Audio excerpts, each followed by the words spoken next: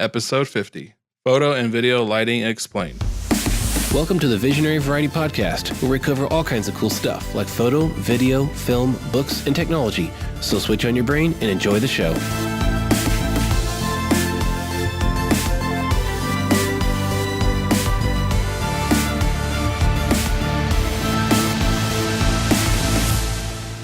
Welcome back to the Visionary Variety Podcast. This week's episode is going to be, again, aimed at the photographers. And in case you did miss it, if you're a photographer, I posted a list of all the photography episodes from 2018 on the Visionary Variety Podcast Facebook page and also on my photography page. And I felt like that is a pretty awesome resource for anyone who wants to learn a lot of stuff about photography. So many people were like, thank you. I hope so. I mean, I haven't gotten too much feedback on it. One or two people have commented, but I'm thinking if I had this stuff for free and at my disposal when I began, oh my goodness, I would have just been like on cloud nine. So I'm just really hoping that the people who need to hear this kind of stuff can find it. If you know a photographer that's newer, maybe intermediate, they need to hear some stuff, need to learn a little bit more, tag them in that post. Share it to your page. Tag them, please. Yeah. Spread the word, because seriously, people charge money for this kind of information, I feel. You better be thankful, because if not, we're going to Patreon. Yeah, that's right. We're leaving. We're leaving the free forum. We're going to charge you money for this stuff.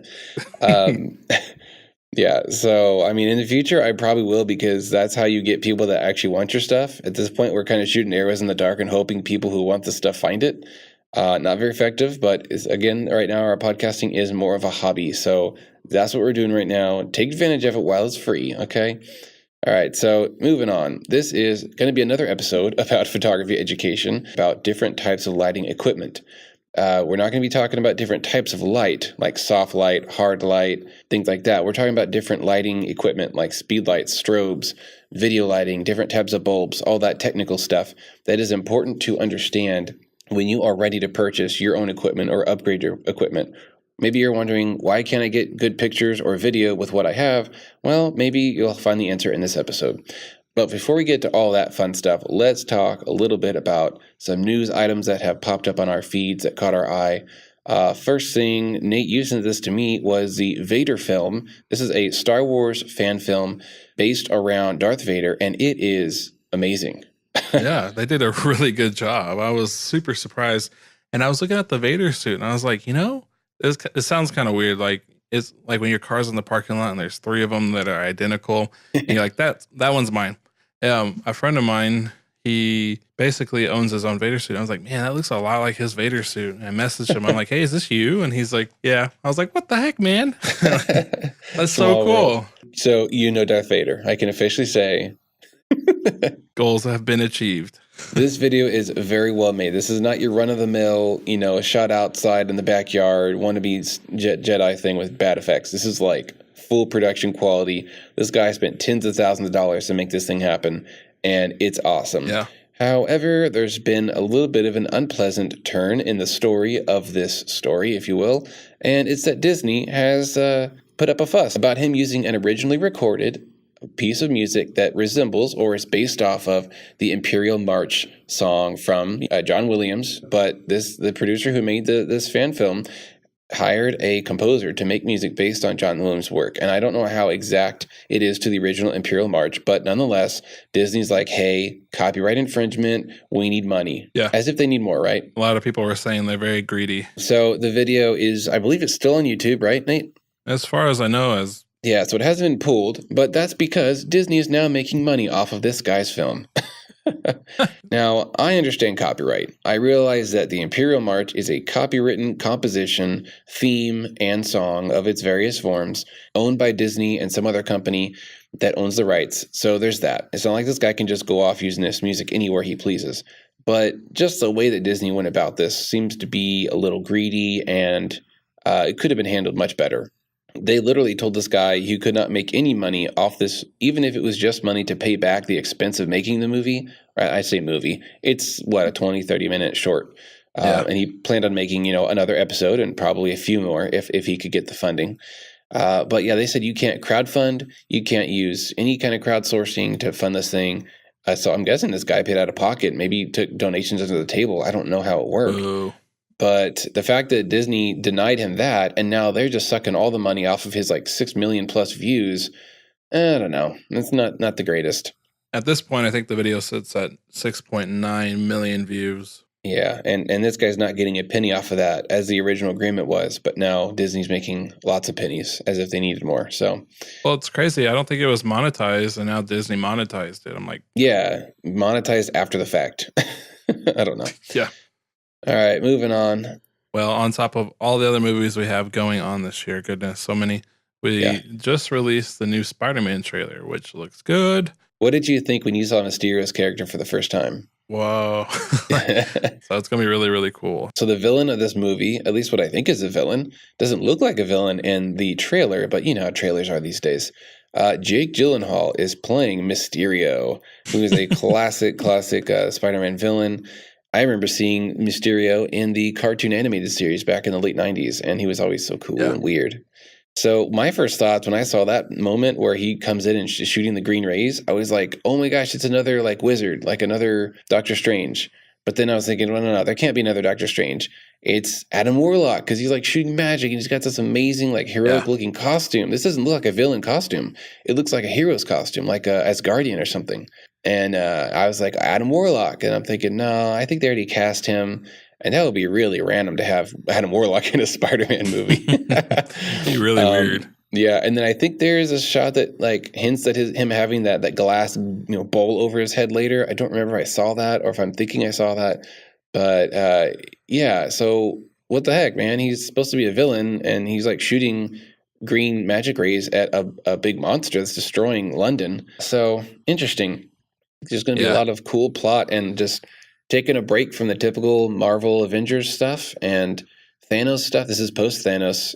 This is going to take place after the fourth Avengers film because obviously Spider-Man, well, spoiler, he got dusted. I mean, it's not really a spoiler. Not anymore. It's been a year almost. So if you don't know that Spider-Man died, then you probably don't care about the fact that we're even talking about this trailer.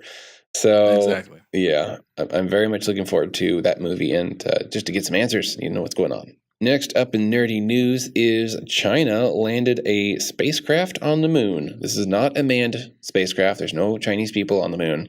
Not yet, at least. Not that we know of. But yeah, they landed an unmanned scientific vessel of some kind on the dark side of the moon to explore one of the deepest, I think it's called the deepest basin, which is like an impact crater from something. On the other side of the moon. So they're trying to figure out what's down there, maybe, see if there's any water or ice. Very promising if there is. Yeah, pretty cool. And I didn't know this. Maybe you knew this, listener. Did you know that China landed a rover on the moon in 2013? I didn't know that.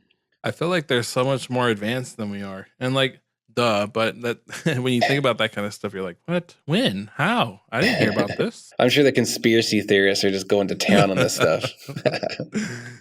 Lastly, I watched a video earlier today about the PlayStation Classic. We've talked about this on the show before. This is the miniature PlayStation 1 recreation. It's really small. Looks cool. Yeah, it looks cool. It's very much portable. Like it's $100. Yeah, it's cheap. It's got I think 20 games preloaded onto it.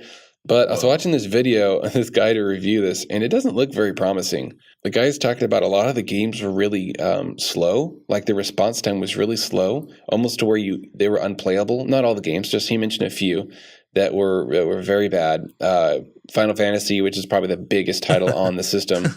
The audio was really messed up. It was laggy. It was slow. It would slow down. All kinds of weird issues. My big issue with this, as well as with the Nintendo Classic, the small version of the SNES, is that they're not expandable. Like, put this thing on Wi-Fi or allow it to have an SD card put into it with more games that you can only buy from Nintendo or only buy from PlayStation, whatever. You can buy them officially, spend some money on games you love, and load them in, add them to the system. Like, that would be great. But no, they're stuck with 20 games, and that's that. Yeah, it sucks. On the PlayStation Classic, there's even a fake expansion port on the back. Because on the real PlayStation, there was a little slot that could open. You could put something in there. I don't remember if it was for performance or additional memory. But you could have an expansion pack and slide it into the back. Well, the PlayStation Classic has the port for that, but it's sealed as part of the case, and you can't literally open it. It's a fake latch. And like, So wow. I wonder if they did like a casting and they're like, oh, ooh, never mind. Yeah, they really, yeah, right. They really missed it on that. I feel like if they made that an actual opening hatch, maybe connect a USB cable to your computer, and you could like through some kind of secure way you could purchase games and put them on that system, that would be so cool. But no, kind of made like a novelty item, you know, not an amazing item. But I feel like they could make more money off of people, you know, sell a classic game for $10 or more, and boom. Now I know they already had the PSN, the PlayStation Network, where you can buy classic games. But maybe they could price it a little more or a little less for incentive. I don't know. I'm not a business person here. But yeah, I just feel like they missed out on a really good opportunity. They know that we've all got emulators and ROMs of our favorite games. Why not just compete with that at the illegal market of ROMs and emulators and make it legit, you know? All right. Well, enough of our nerdy news. Let's get on to Lighting 101. So we're going to break this into two pieces. I'm going to talk about photography lighting, and then Nate, our resident videographer extraordinaire, is going to talk about what's called continuous lighting, which, in case you don't know, the lighting is continuous. So continuous lighting is used for video because it's continuous. Photo lighting is more flash-based. It blinks, it flashes for an instant, and then it's off. You cannot use these for video. However, I could use video lighting for my photography. So continuous lighting is cool because you can use it for video projects. You can also use it for photo shoots. But there's some drawbacks we'll get to later concerning power, brightness, all kinds of little technical details that are important to understand, especially before you purchase anything. But we'll get to that later. So let me start with photography lighting equipment. Pretty much just two options. You've got speed lights and strobes. So let's start with speed lights. A speed light, often called a flash, they're really the same thing, an interchangeable term. I just prefer speed light because for sure when you say speed light, you know you're talking about a small, portable, relatively low-powered and battery-powered light source. Whereas if you say strobe, we're talking about the larger, more powerful, and more expensive pieces of equipment. So a speed light can go on top of your camera. It connects on what's called the hot shoe mount, which is right on top of your DSLR, and you can use it as flash. Now, these days, pretty much all speed lights, even the cheap ones, you can angle the lighting head, which means you can turn it 90 degrees to the left, to the right. You can face it straight upwards. You can face it straight forwards. So you can direct where the light's going to shoot out. Speed lights have something called the guide number. This is basically the standardized ranking of how bright your speed light is. So most speed lights are in the 50 to 60 range in terms of the guide number. And that means just really how bright it is given a certain distance. So I think it's 10 feet. You have to divide the guide number by 10 and you get the f-stop. It's really technical. If you look it up, there's like a math equation to figure out how to get your perfect exposure given the guide number. So the higher the guide number, the brighter the light is when set to 1-to-1 power. What that means is 1-to-1 or 1/1 is a ratio. That means full power. I can put my speed light at half power or fourth or eighth or 16th and so on and so forth downwards in the ratios, and it gets darker and darker. 1/28th is the least amount of power that you can put out on most speed lights. In fact, I think all, and that's as low as you can go. If you go all the way up to full power, 1-to-1, you're getting as much power as that thing can suck out of the capacitors in one burst of light. And these are using AA batteries. There are some that have more powerful lighting packs. You can even connect external power packs to these so that you can shoot quicker and you can shoot longer. But I don't use those personally. I stick to the basic 4 AA batteries, and when they're dead, I swap them out with another 4. Also, I am using Amazon Basics rechargeable batteries. These are NIMH. NIMH refers to the type of battery. It's nickel metal hydride. You don't need to know that, but you do need to make sure that you're buying the right types of batteries for the right type of charger you have. If you buy the wrong type and put it in the wrong charger, you might have a fire or a meltdown. Not good. Yeah. So make sure everything is matched up properly. I believe NIMH batteries are the most effective right now. I used to buy the Inaloops, which is a big dog name in the photography world. And then I realized that Amazon Basics pretty much buys their batteries from the same exact factory, and then they relabel them and sell them for cheaper. So buy Amazon Basics because you're basically getting Inaloops at half the cost. You're welcome. So that's what I get for the batteries. And because they're rechargeable, you're not destroying the planet by using a bunch of Duracells and throwing them in the trash. And you can just have a whole bag full of them if you got a really big photo shoot or a long wedding, and you'll be good to go. I've never used more than 2 sets of batteries at one wedding, and that's using 2 speed lights. Let's talk about the next element of speed lights, high speed sync. HSS is something you'll see when you get into the really more advanced techniques for shooting, during daytime and things like that. Also fast motion photography. Say I'm shooting a dancer that's moving very quickly, sports, martial arts, something like that. You'll need to shoot at a very fast shutter speed on your camera in order to capture the motion, right? So it's not just a blur.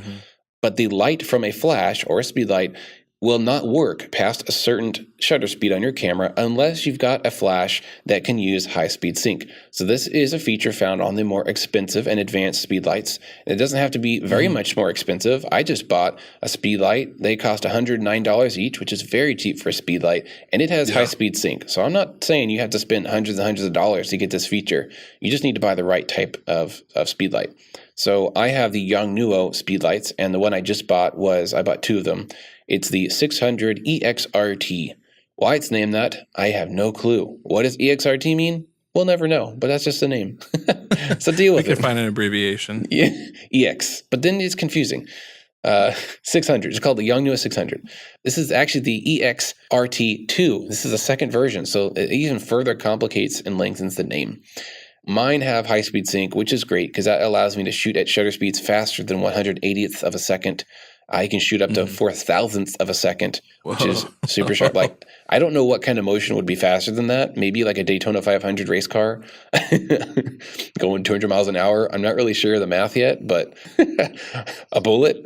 I can't capture a bullet. That's about what I can't capture. But so if you're shooting fast motion, you're going to need to get flashes with high-speed sync. So next point of speed lights is the triggering of the speed light. So if I have my speed light on my camera is controlling and directly triggering my speed light. Because on the bottom of the speed lights, on that hot shoe connection, are 5 little metal prongs. I think it's actually maybe 6. And those control various controls inside the speed light. It allows your camera to talk to the speed light because they're touching, right? It's making connection. So what if I have my speed light off of my camera? How am I triggering those speed lights? I'm controlling them wirelessly through a radio controller. Now, almost every company that makes a speed light has a wireless setup that you can purchase. The Cowboys were really popular for a long time. Canon has their system going forever. Godox has a really good system as well that works with all their lights. I use Yongnuo speed lights, which of course have their own system as well. So on top of my camera, I have a funny looking little black square that goes on my hot shoe mount, and that is my wireless controller. So that sends out radio signals to my speed lights remotely, of course, through the air, and that triggers my lights to make sure that they trigger at the exact same time as when I take a picture. And that controller is called the YN-E3-RT wireless ETTL flash transmitter. Woo. You can just shorten it by saying Yongnuo triggered, hashtag triggered. You could just shorten that by saying YN-E3-RT. Okay, that's the controller. So like I said, it sends out radio signals at the exact moment that my shutter opens, and it triggers my speed lights at that exact moment. And I can also control how bright each speed light is from my controller on top of my camera. So I usually have my speed lights placed in all kinds of crazy positions. Sometimes I have one hidden behind the person to add some cool light behind them. Sometimes I have one in a softbox way up like 15 feet off the ground, really high, looking downwards. I can't reach up there and change that every time I want to make a change. So I use my controller on top of my camera to control how bright they are. And that is so convenient. I love it. If you are getting into speed lights, I highly advise you take a lot of time, do a lot of test shoots, and learn what's called bounce flash. This is a technique where you're bouncing the light from your flash off of a ceiling or off of a wall. White ceilings are the best. I love bounce flash in a low ceiling room with white ceilings. It just looks so smooth. If you got your flash really bright, it gives just this phenomenal professional look that you cannot get without a speed light. You just can't. And if you're one of those photographers that says, "No, I'm a natural light photographer," stop that. Stop it. Get over yourself. Get over yourself. Don't stop doing natural light. Natural light is awesome. I love the sun too, but you don't always have the sun when you're shooting specific gigs. You got to branch out and learn to use speed lights. And if you really want to be a big boy, get some strobes. But I strongly suggest you start with speed lights because they're so much cheaper. If you buy the Canon or Nikon speed lights that they have out now, they're around $500, give or take a little bit. Goodness. Yeah, but I can buy pretty much the same speed light for about $100 if I get the Yongnuo version of that. Now, you need to be careful that you're getting the right features that you need and the right brightness. Some of Yongnuo's flashes don't have a built-in receiver, so you have to buy a separate receiver to put underneath those flashes that's, away from you on a light stand. In order for them to be triggered, they have to have a wireless receiver under them. I have 2 of those. I used those for a while and they were cool, but I had to use extra batteries and I had to make sure the receivers were on and all this stuff. And then I found out that there was another flash made by Yongnuo called the Yongnuo 560i-V or 4, 560 version 4. This had a built-in receiver, which was great. I didn't have to have a receiver below it. It could pick up the radio signals all on its own, and I was rocking and rolling. And then just last week, I found out that they released a similar flash, but this one had high-speed sync, which I've been wanting to have for a long time, so I upgraded because I want that new feature. You may not need high-speed sync, so just go with the 560 version 4s.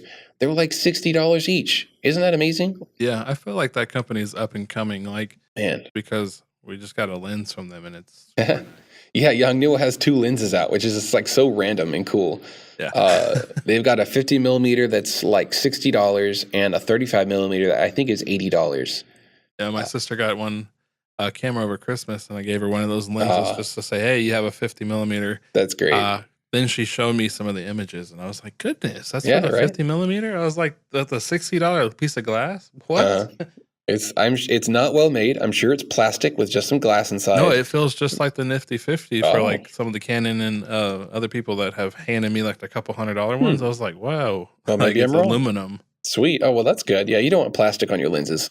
That's promising. Yeah, so that is like the best stocking stuffer right there. The 35 or a 50, you're not spending more than $100, and like literally that's crazy. That's a gift that will keep on giving for years for that photographer. Even if they're a total newbie or just like a mom that just takes cool pictures with her nice camera, like those lenses are great. It goes into Daniel's startup kit. Yes. You just throw that $60 lens in there and you're rocking and rolling. Mm-hmm. Exactly. Very little money spent, but very big bang for your buck because that's a great lens for portraits. All right, so last thing about speedlights, I already mentioned it, is the batteries. These are battery powered, so this means that they're not going to be ridiculously bright. They can only get so bright. And if I'm shooting in pure daylight, my flash is really not going to stand. My speedlight is really not going to be able to do much in terms of countering the light from a star. Remember that. The sun is a freaking star. Okay, it's pretty bright. We're 93 million miles away and it's still pretty bright. You're not going to be able to counter that or overpower it with a speed light. Maybe with 4 of them, but that's getting kind of crazy. If you really need to overpower the sunlight, just get a strobe. Okay. Or go stand in shade. Yes. If you put your person in the shade, problem solved. But it's a different look. So all of my cosplay portraits that you've seen over the past 2 years, I've been using those $60 speedlights. I normally use 1, sometimes 2, and on a few times I've used 3. That's when things get really wild. So I've been able to make phenomenal photos that have literally gone viral, that have taken me places, and I've only spent $180 for that lighting kit. What's crazy is people are probably thinking like, that's just Daniel's opinion. On this side of helping Daniel being an assistant, that light has burned through some of his gels, how powerful it is. Yeah. So gels are small pieces of colored plastic film that you put over the very front bulb of your flash. It attaches to the front with a rubber band. And when the light comes out, it gets filtered, and voila, you've got colored light coming out. You can do any color you want to add, creepy looking stuff, or you can even counter other light colors in a room. But I use them for creative effects. And yeah, one of my gels, I think I did too many pictures at full power, like within a short amount of time.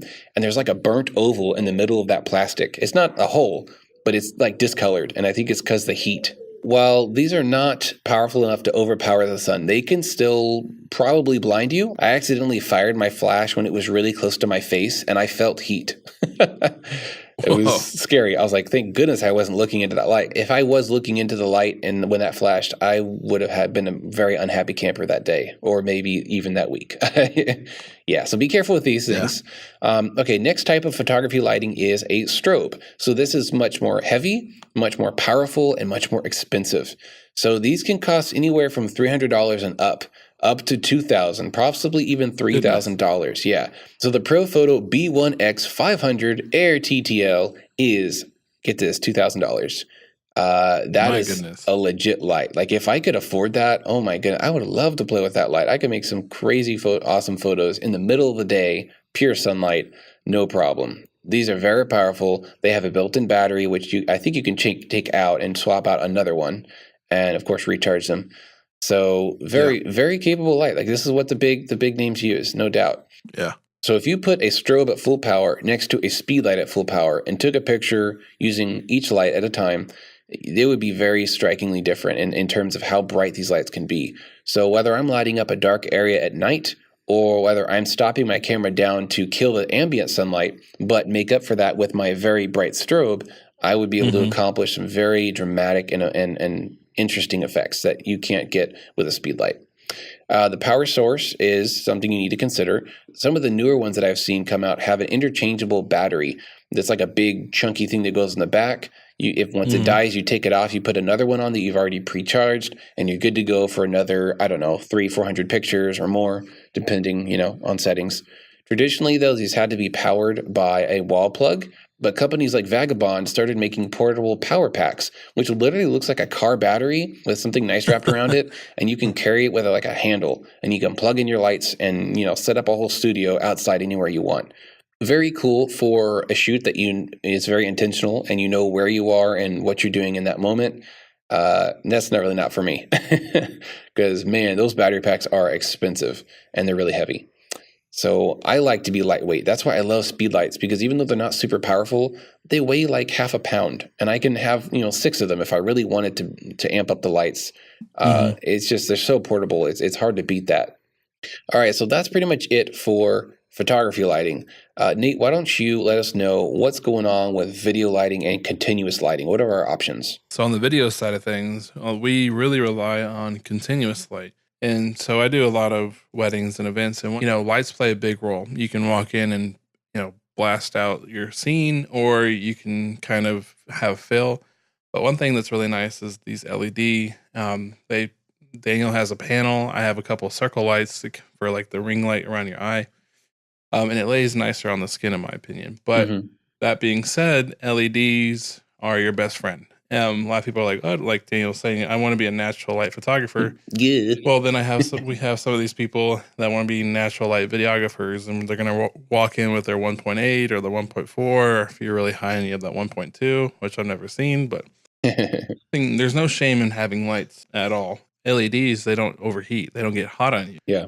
I have an LED light, and I did notice it does get warm, but that's not because the bulbs. That's because the circuits that distribute the power. So there is some heat made, but that's because the electronics and the circuit board, not the actual bulb. Whereas other lights that we'll talk about next, those bulbs themselves can produce heat, which can be an issue and a safety hazard. So just putting that out there. Most LEDs, they share a panel, and they have your blue lights and you have your orange light. People are like, what's blue and orange? Well, the blue lights being the 3200 Kelvin and the warmer lights being the 5600 Kelvin. Kelvin is basically a measurement of temperature. Most people talk about this kind of stuff when you're inside, outside, sometimes the scenario, the lighting around you. And a lot of the LED panels that I use and Daniel use have the option of dialing down your temperature, which is nice because if you have a camera that you also do color temperature in, you can also match your camera, and then you're consistent. Yeah. So these LED lights, if you look at the front of them, all you see is a bunch of little glass bulbs. But what you don't know is that some of them are blue and some of them are yellow, and they're scattered in a pattern. Yellow, blue, yellow, blue, yellow, blue, all the way down. So on the backs of these LED lights, and some of them have a remote control, like mine has one, I can I call it crossfading. I can crossfade from blue to warm, or somewhere in the middle. I have 100 steps of control. So I can, if I'm at 0, it's all the blue lights are on, but the warm lights are totally off. But if I go the opposite, if I go to 100, then all the warm lights are on and all the cool LEDs are off. that's really great because you can customize how cool or warm you want your LED to be. Other lights do not have that option. So there's a lot of flexibility with LED lights. I love them. Daniel and I run into situations where we don't really have time to set up our lights. So it's either running gun, we got to move, we have seconds, we have moments. And so, we could be walking into a room that has a big panel of light, which is awesome from the window, but it could be 3200 Kelvin, really blue. Mm-hmm. And we want our scene to look really warm, or vice versa. It's warm, hot outside, and you run into that issue. So being able to have multiple lights or a light in your camera temperature in your camera, you can get the scene and the look that you want and take a step away from when you have to edit later. If you want to take that step and go more orange or more blue or pull colors from it. Knowing the temperature and the measurement is huge. It's something simple and people that don't want to do it and hassle with lights. I'm guilty. There's sometimes I don't even want to use my lights. I'm like, no, I have a 1.8 or 1.4. I'll just wide open and I'll fix the light later. But slowing down first and taking time and dialing in, like LEDs are huge in production stuff. Yeah, they're very, very popular. And you can get these really affordably. I mean, you can get one for, $60, $30, depending on the size and power. Now, the cheaper you go, it's going to be less bright, and also sometimes the quality of the build itself may be lower. There are a few out there that look like a credit card size, and it's pretty bright, but you're kind of stuck with one temperature. Like, you don't have the option of like changing, like we're talking about. So, I've seen people use their phone lights. I've seen people use cheaper lights than that. But just know, and I hate saying this, but you pay for what you get. And you do. There's deals out there.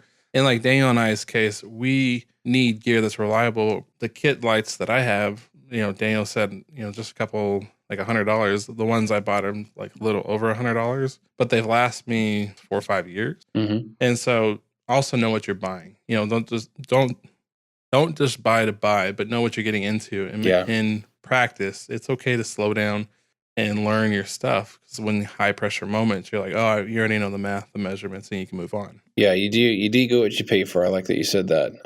And in the LED world, you can go up to $2,000, $3,000, probably $5,000 for a single LED light. And that's the stuff that they're going to use on movies. So that stuff could get so bright, you could probably get a tan from it. But it's all about what you need, how bright you need it.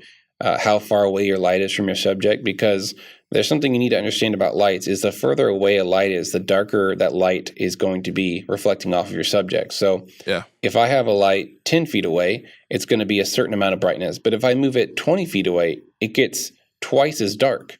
And if I move it again, it's going to get twice as dark as that. So it's called the inverse square law. I can't quite explain it very well, but if you just look up inverse square law photography lighting, there'll be a nice visual that'll explain how the light drops in intensity based on distance. So if you've got a weak light that's not very powerful, maybe you just spent $50 on this light, you're going to have it really close to your subject, possibly even right outside the frame, which is not, the best. But you got to move things in real close if you want to increase that brightness and you don't have any more power to go to. Yeah. Whereas if you get a really great light that's super powerful, like a strobe, or a really nice LED light that's very powerful, you could have that thing way, behind you and still light up the whole scene. So, distance you want to take into consideration. But just work with what you get. Don't get discouraged. I've seen many people take lower end gear and blow stuff out of the water, and even trick people thinking, oh, I shot this with a super high end camera. And people are like, oh. And I think Daniel wants to do that one of these days, but I do. I want to get my first camera I ever had, my first DSLR, and do a really high-end shoot with it to see if anyone will notice. I don't think they will. So we've talked about this in other episodes. It's not so much about the gear. It's more about the person. Yeah. And we use it. Everything we're saying about speed lights, strobes, LEDs, and so on, it's an opinion, but it's stuff we've learned and recommend and you should be doing. On the video side, LEDs are your best friend. So that's LED lights, probably the most popular right now just because they're cheap and lightweight. What else is there out there in the continuous lighting world? We have halogen bulbs that are kind of more for like your home environment or a studio or an art gallery that are continuous, but they give off a certain amount of watts depending on the build and the make. And then, but it's a continuous light. And I think this is where measurements of temperature comes in and knowing your stuff, because it will give you a different look. Yeah, halogen bulbs are not very energy efficient. So LED is very energy efficient. You get a lot of lumens of output of light for a little bit of wattage. Whereas halogen is kind of the opposite. You're not getting a whole lot of power, roughly around 60 watts per bulb. Most video lights you'll buy that use halogen bulbs have like 5 or 4 or 6 actual spots where you screw in bulbs. So you're actually using about 5 of these bulbs at the same time. So that's using a lot of energy. Depending on the quality of bulb you get, it may be great and may be awful. Something you will need to look into when you're buying continuous lighting is what's called CRI. It stands for Color Rendition Index. So this is like a number scale from 0 to 100, I think it is. It basically tells you how accurate are the color wavelengths coming out of this light, which means the better it is, it's going to give you better colors on skin tones, and it's going to make things look accurate. You can see examples online. I looked at one earlier from Petapixel.com where this guy bought really cheap, low CRI bulbs, did a shoot, the skin looked awful, looked green, just did not look natural. Then he bought like high CRI light bulbs, which were, I think 91 was the number. And they look great. They look warm. They look natural. Didn't have to do any lighting or photoshopping. If you have to do color correction in Photoshop every time you do a photo shoot, you need to get better bulbs. That's not a healthy habit to have, to always color correct your images right out of camera. Even if you get the white balance correct, things will look wrong if you have bad CRI. So, yeah, look that up before you buy something. Make sure there's a high CRI rating, I guess maybe 70 or 80 or above. It's probably a good safe area. And I think these bulbs you screw in to like a device, like your house or a machine that you plug on the wall. And if I am correct, I think I've used some, now that I'm recalling, they have really big fans in them that are loud. Oh, so they make heat. Yeah, so they get hot, very like burn my hand. I touched one time and I thought my hand melted. But they're not good for up close personal like interview lights because there's a random hum or hiss that comes from the fan.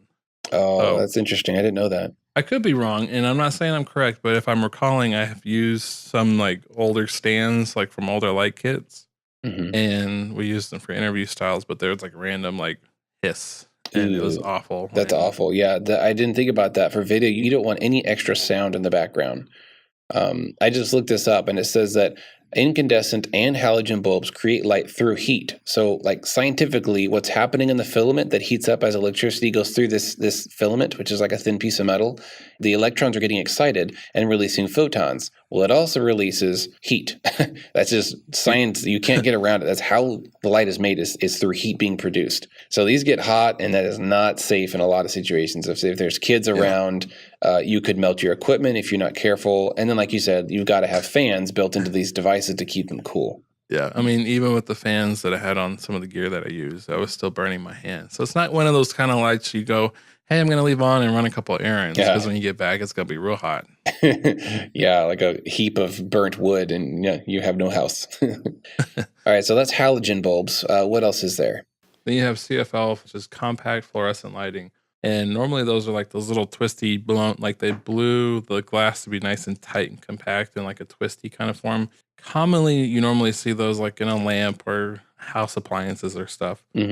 Because it's compact, that just means it's small. So you can hold a CFL bulb in your hand, right? And it can fit in your video lights. I've seen these also have 4 to 5 inputs for you've got multiple bulbs in one lighting fixture, and they're controlled with a fader. And fluorescent lighting, we often think of these nasty flickering greenish lights from office ceilings, right? Those long tubes, those are not compact, but that's just the traditional fluorescent lighting that we've had since like the 70s.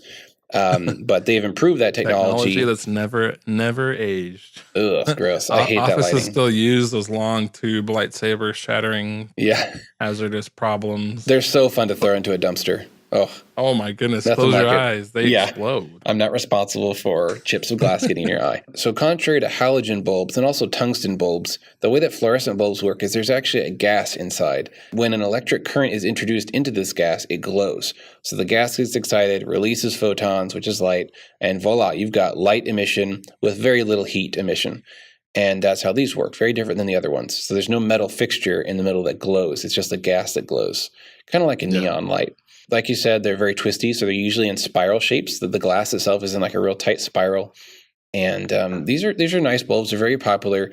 Again, if you're buying them, make sure that they have a high CRI number, color rendition index.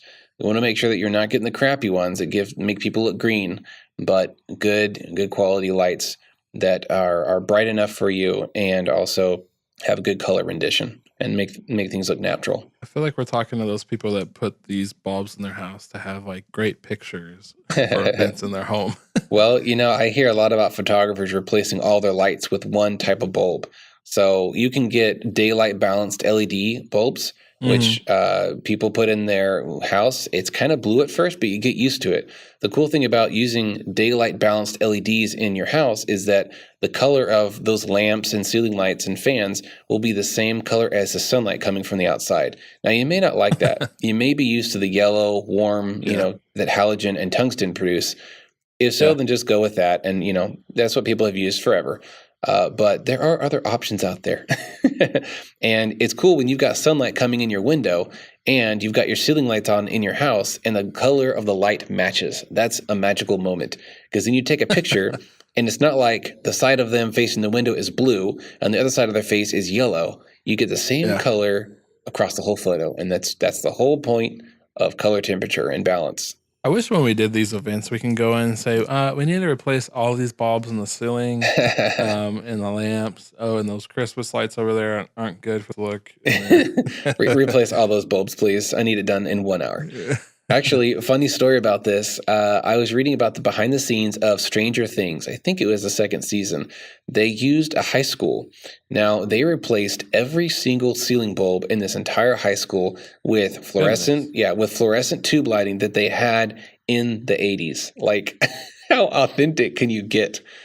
It's a little overkill if you ask me, but they wanted authenticity. So they used lights from the 80s, or at least the equivalent, to get that same color. And Nice. that's pretty some intense like production value stuff right there. Netflix has too much money. Pretty much. That just about sums up the most popular options for photography and video lighting.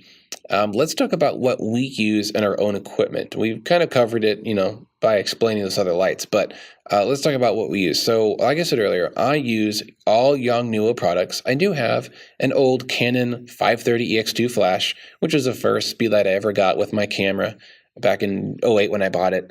But now I use the Yongnuo speedlights. I currently have two 600 ex-rtii2s, and before that I had two Yongnuo 560 version 4s, and before that I still have all of these.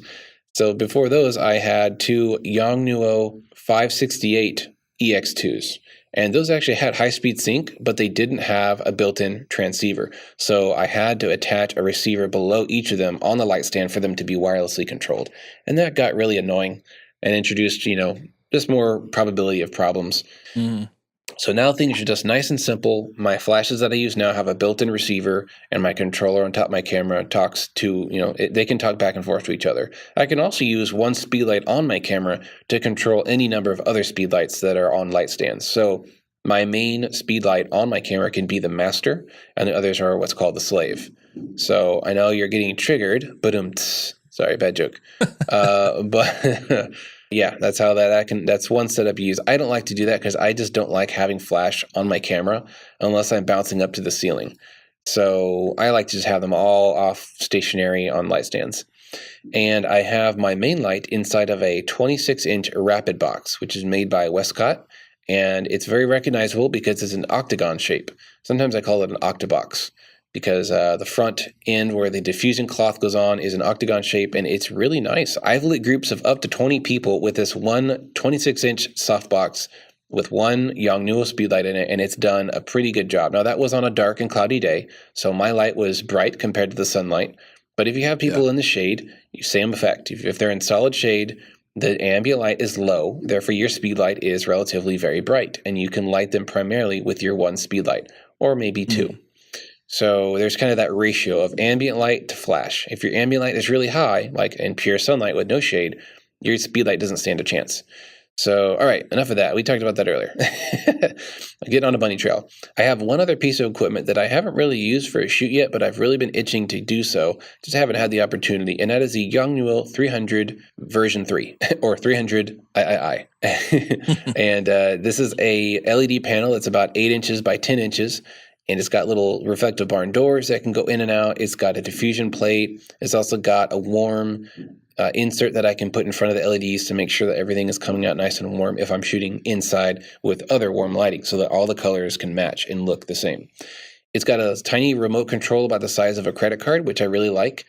I can also control the light with Bluetooth from my phone. So if I've got a whole setup like with 4 of these, I would love to control these with my app. That would be so convenient. But for now, the single controller is fine.